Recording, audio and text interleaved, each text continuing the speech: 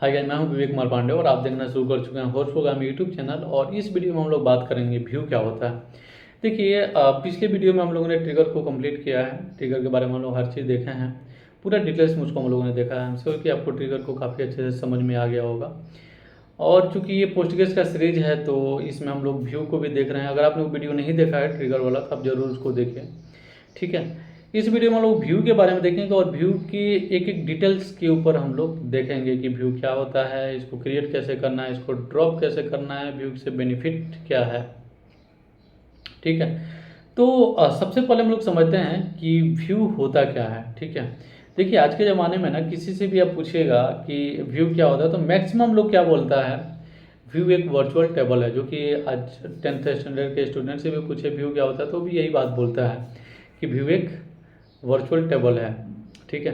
लेकिन virtual table क्यों है, इसको वर्चुअल टेबल ही क्यों बोलते हैं, और आपका जो फिजिकल टेबल है वो क्या है। तो जबकि टेबल तो टेबल होता है, ठीक है, जैसे कि नॉर्मल टेबल वैसे व्यू है, तो फिर इसको व्यू क्यों और वो फिजिकल टेबल क्यों। तो इस सारे कन्फ्यूजन को हम लोग दूर करेंगे इस वीडियो में। और व्यू के बारे में हर चीज़ हम लोग जानेंगे। इतना श्योर है कि आप व्यू के बारे में दोबारा आपको कहीं और जाने का ज़रूरत नहीं होगा, इसमें आपको सारा क्लियरिटी मिल जाएगा, ठीक है। तो व्यू को वर्चुअल टेबल हम लोग क्यों बोलते हैं, उससे समझने से पहले हम लोग समझते हैं कि टेबल क्रिएट होता है तो क्या काम करता है, कैसे काम करता है। जब भी हम लोग क्रिएट करते हैं तो उसका जो डेटा होता है वो कहाँ जाता है, ठीक है। देखिए, जब भी आप कोई डेटाबेस में टेबल क्रिएट कर रहे हैं, ठीक है, चाहे वो आप अपने लोकल मशीन पे कर रहे हैं या फिर आप सर्वर पे कर रहे हैं, जहाँ भी आप टेबल को क्रिएट कर रहे हैं, तो उस केस में क्या होता है ना, आप टेबल क्रिएट किए हैं, आपने टेबल अगर क्रिएट किया है और वहाँ पे लार्ज डेटा रखा है तो आपको वहाँ पे पता चलेगा। जब आप उसका साइज देखेंगे ना, आप सर्वर पे इजीली पता कर सकते हैं। वहाँ पे जाएंगे तो आप इजीली आप देख सकते हैं आपका डेटाबेस का साइज़ क्या है, आपके सर्वर का साइज़ क्या है। वैसे सेम आप लोकल मशीन में भी डालें तो लोकल मशीन में भी आपको पता चल जाएगा डेटाबेस का साइज़ क्या है और आपका टेबल का साइज वहाँ पे क्या है। बेटर है कि आप एक काम करिए कि टेबल बनाया है ना, ठीक है, तो टेबल को एक्सपोर्ट करिए। जब टेबल को एक्सपोर्ट करेंगे ना तो वहाँ पे आपको उसका टेबल का साइज दिख जाएगा, कितना केबी में है या कितना एमबी में है। जनरली केबी में मिलता है तो आप वहाँ पे देख सकते हैं कितना केबी में उसका साइज है।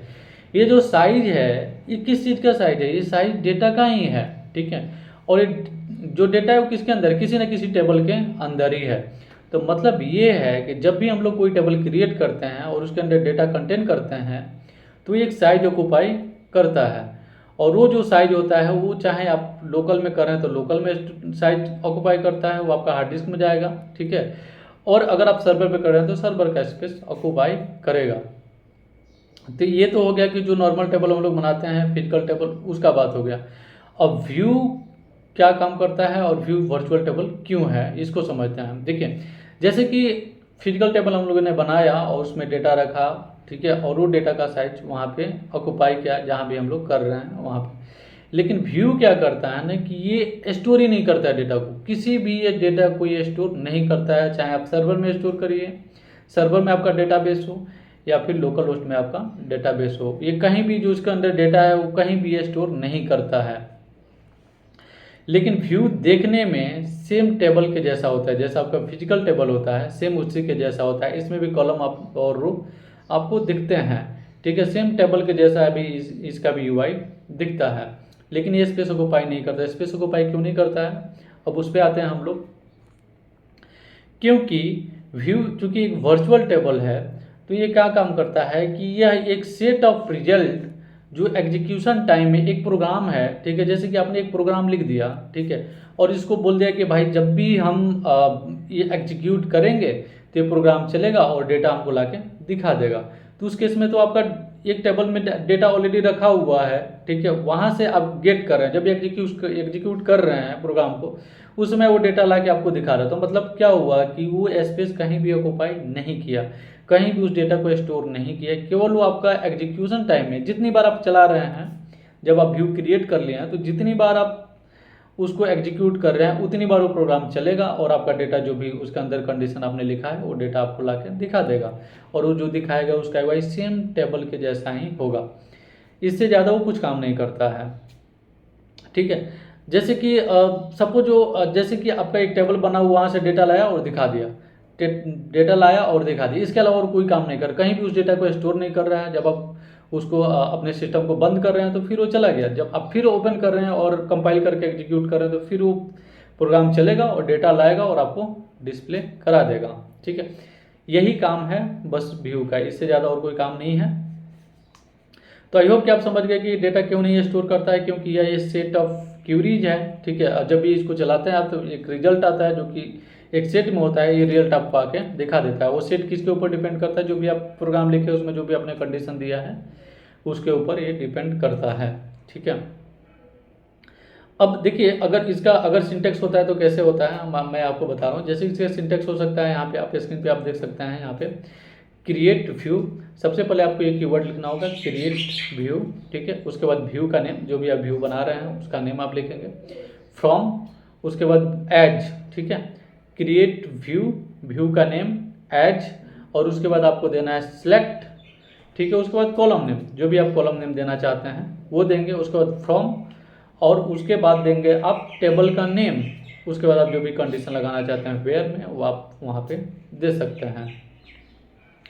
तो जैसे कि आप सिंटेक्स से आपको पता चल रहा है कि जब भी आप क्या करेगा कि व्यू क्रिएट हुआ, एग्जीक्यूट करने के टाइम में व्यू, ओके, और उसी समय वो क्या किया कि डेटा को लिया दूसरे टेबल से और ला के आपको यहाँ पे दिखा दिया। कॉलम आपने ऑलरेडी सिलेक्ट किया है, कौन सा कॉलम उसको दिखाना है व्यू।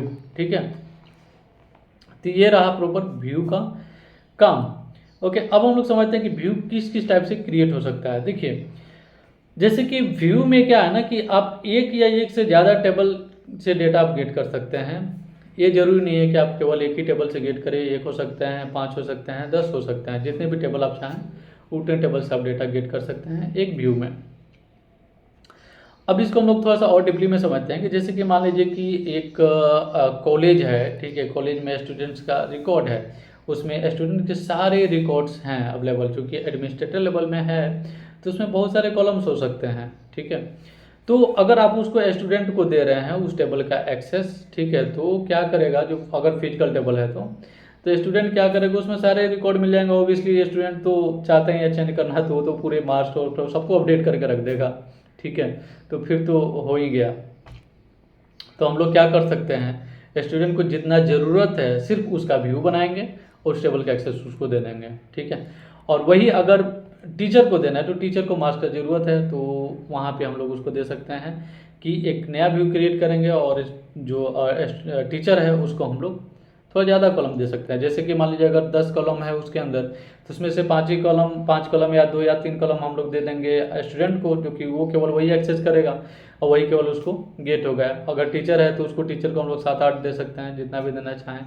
अगर कोई उसमें अगर एडमिनिस्ट्रेटर लेवल का बात है तो वो सारे ही एक्सेस कर सकता है। तो जब जिसका जो प्रिविलेज है, ठीक है, उसके अकॉर्डिंग वहाँ पे हम लोग व्यू क्रिएट करते हैं और उसको दे सकते हैं। मतलब क्या हुआ कि टेबल एक ही है, उसको अलग अलग लोगों को अलग अलग टाइम में हम लोग अलग अलग के लिए अलग अलग प्रिविलेज के साथ हम लोग उसको एक्सेस करा सकते हैं। ठीक है, जब जिसका जो प्रिविलेज है उसके हिसाब से हम लोग वहाँ पे दे सकते हैं। ठीक है, अब यहाँ पे बात आता है कि व्यू हम लोग ने क्रिएट कर लिया है। अब अगर मान लीजिए बेस टेबल जो उसका मेन टेबल है जहाँ से डेटा गेट कर रहा है, ठीक है, वहाँ पे अगर कोई डेटा चेंज होता है तो क्या व्यू में चेंज होगा? जी बिल्कुल, ऑब्वियसली सा बात है, चेंज होगा ही, क्योंकि जब आपने बेस टेबल में ही चेंज कर दिया तो चेंज तो होगा ही। ठीक है, जैसे कि आपका एक पेड़ है, पेड़ की जड़ी काट दिए तो ऊपर वाला तो गिरेगा ही, जो उसका पत्ता वगैरह वो तो सब नीचे गिरेगा ही, वो तो खड़ा नहीं रहेगा ना। तो सेम यही बात है यहाँ पे कि आपने जब अपने बेस टेबल में अपने डेटा को चेंज कर दिया तो वो तो अब जो व्यू है वहाँ पे चेंज होगा ही।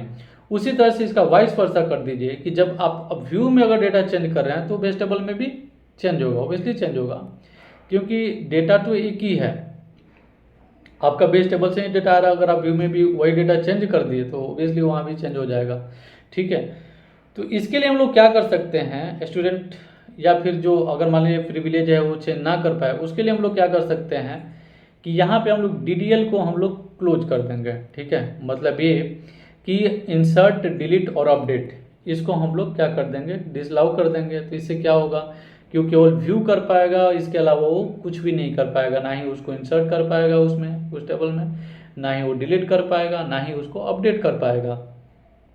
ठीक है, तो इस टाइप का जो व्यू होता है उसको हम लोग क्या बोलेंगे, रीड ओनली व्यू। ओके। और अगर जब वो अपडेट करने का प्रिविलेज है उसके पास, अपडेट कर सकता है वो, तो उसको हम लोग क्या बोलेंगे, अपडेटेबल, अपडेट ओनली व्यू, ये हम लोग बोल सकते हैं अपडेटेबल व्यू। ओके, तो ये रहा आपका व्यू के बारे में जो डिटेल्स हम लोगों ने समझा। कि अब आई होप कि आप समझ गए होंगे कि इसको हम लोग वर्चुअल टेबल क्यों बोलते हैं और व्यू को हम लोग कितने टाइप से बना सकते हैं। ठीक है, अब हम लोग समझते हैं कि व्यू का एडवांटेज क्या है, व्यू को हम लोग क्यों बनाएं। ठीक है, जब हम लोग काम एसक्यूएल ज्वाइन से भी कर सकते हैं, ओबियसली वहाँ से कर सकते हैं, लेकिन वहाँ पे हम लोग यूजर बनाना होगा, फिर वहाँ पे लॉट्स ऑफ थिंग, काफ़ी सारी चीज़ करना होगा, तो उससे बेटर है कि व्यू हम लोग बना के कर लें। लेकिन इसको हम लोग देखते हैं कि ये व्यू हम लोग का जो एडवांटेज है वो क्यों है। जो इसका एडवांटेज है, सबसे पहले तो मैंने बता दिया कि आपको इसमें डेटा को रिस्ट्रिक्ट कर सकते हैं, अलग अलग प्रिविलेज के साथ आप उसको एक्सेस दे सकते हैं। कौन सा जो टेबल का एक्सेस है वो प्रिविलेज के साथ उसको क्या एक्सेस करेगा और क्या एक्सेस नहीं करेगा। ठीक है, उसके साथ ही आप यहाँ पे मेक कॉम्प्लेक्स, जो इसका क्यूरी है उसको, कॉम्प्लेक्स क्यूरी है उसको काफ़ी इजी वे में कर सकते हैं।